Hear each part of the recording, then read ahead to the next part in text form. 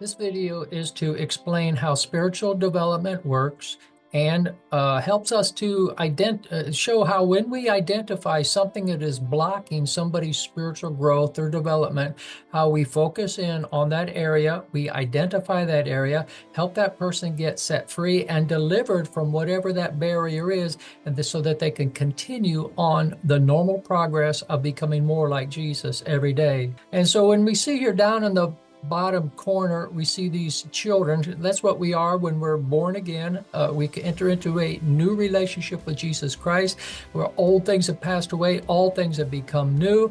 We're a new creation in Christ Jesus. And so we start on this journey. Up in the top corner there, you'll see an image of Jesus. And this child, or these babies, their ultimate objective throughout their entire life is to become like Jesus. That is what a follower of Jesus does. They are making continual progress. We know we'll never be perfect. We will never be the exact representation of him, but we work in that direction. So this is the ideal spiritual growth from infancy stage to maturity. Until the day we die, we are continually on this growth pattern as a follower of Jesus. Now, that is the ideal, but in reality, spiritual growth is a series of ups and downs. It's like this: we're going up, we go down, we go up, we go down.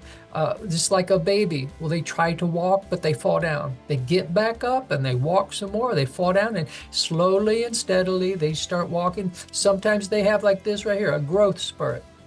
Or they plateau for a while. We plateau in our spiritual development as well, and we just keep working, becoming more like Jesus until the day we die. That is normal spiritual development. Deliverance, however, or a freedom ministry, is when a person has a barrier to this spiritual growth. And deliverance can help them to overcome those barriers. It identifies them and helps them overcome them. So it's like this child or this baby down here in the corner. They try to grow, but they fall down. They try to get up and walk, and they fall down. They try to get up, but they get knocked out. And it just seems like there's just this barrier there, and everything is just stopping them, blocking them. So what this ministry of freedom, liberty, and deliverance is about is to help them identify the problem, help them overcome it, and then so that they can begin on a journey of normal spiritual development and progress to become more like Jesus every day till the day they die. So that is the basics and the purpose of the ministry of freedom, liberty, and deliverance. So we'll look here, it's not a deliverance issue that they need, it's discipline. They just need to do what they know they're supposed to do. It isn't any kind of demonic oppressiveness. We don't always see demons everywhere. Some people might accuse a deliverance ministry or a freedom type of a ministry of always seeing demons everywhere, but that is not the case. If there is no demons, then there is no demons, and we just move on. And we tell people that there's a discipline, there's a self-control that has to be exercised in the Christian life. But the problem is, down in the bottom paragraph there, it says most or many people do not want to pay the price to grow.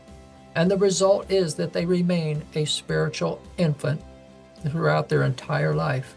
It kind of looks like this. So we see at this top here, we see God's magnetism. So we see three magnets. Because in John chapter 6:44, Jesus is speaking, and he says that nobody can come to me unless the Father draws him. So we know that there's a drawing power, a magnetic power that is from God, that is pulling this little child up to get them to start walking and growing and developing.